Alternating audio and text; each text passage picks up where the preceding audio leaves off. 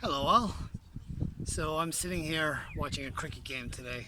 It's kind of a gorgeous day to be outside, and these guys are so passionate. I got to give them credit because it's kind of like the equivalent of beer league hockey, but this is beer league cricket. So these guys are pretty loud, and if you hear them in the background, just excuse their passion.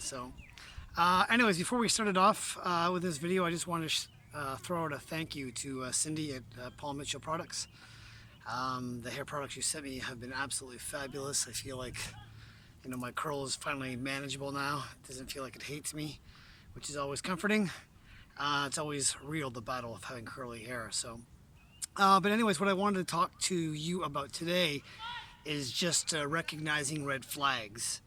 So I think in the last probably month or two, what's been coming down my pathway is just all the red flags that I've missed in my relationships, in my own life, and more importantly, as well as in working with couples inside of their relationships as well.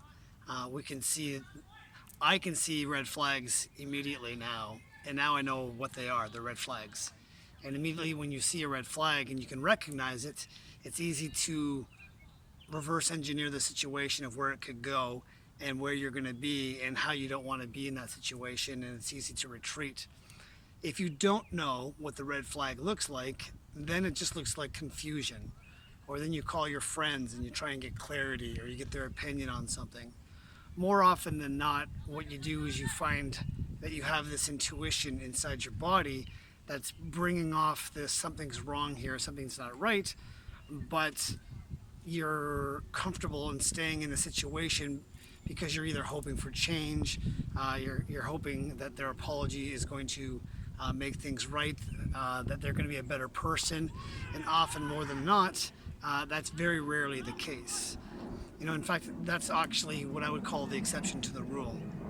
So everyone always says to me, oh, well, like there's this one person that I know, and that person there did this. I'm like, yes, generally speaking, there's always an exception to the rule. There's 8 billion people in the world, so I'm not saying that everybody's going to be, collectively the exact same thing.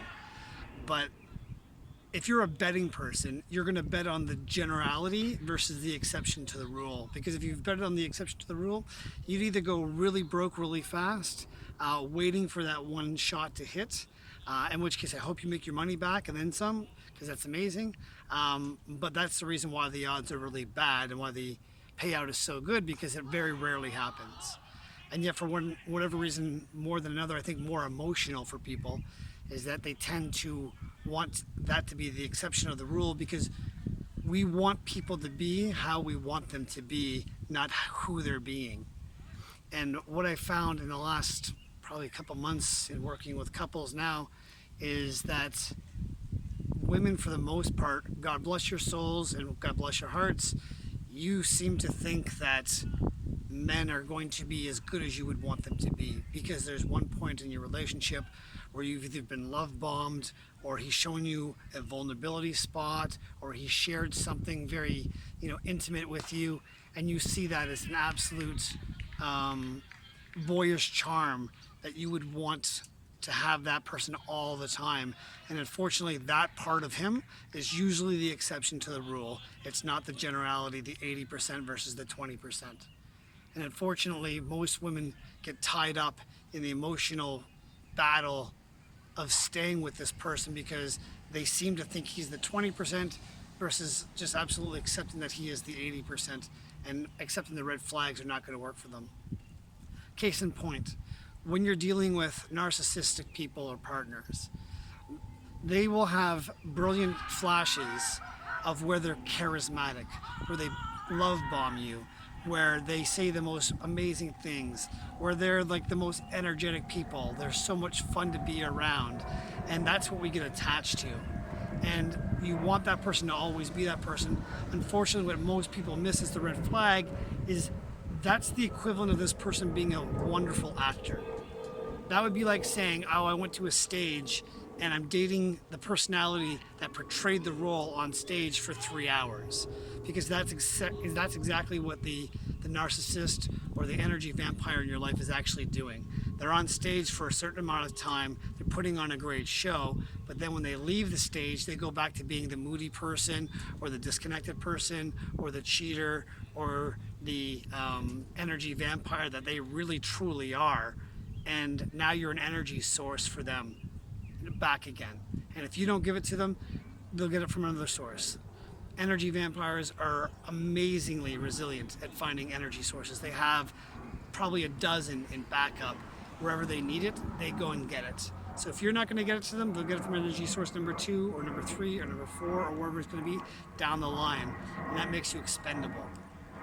More importantly, it's really important for you to actually see that these are red flags and see them right away. And if you don't know what the red flags are, then you're never ever going to be able to be sane in your relationships, because if you're with someone like that and you're not recognizing red flags, then chaos is always going to be part of your relationships.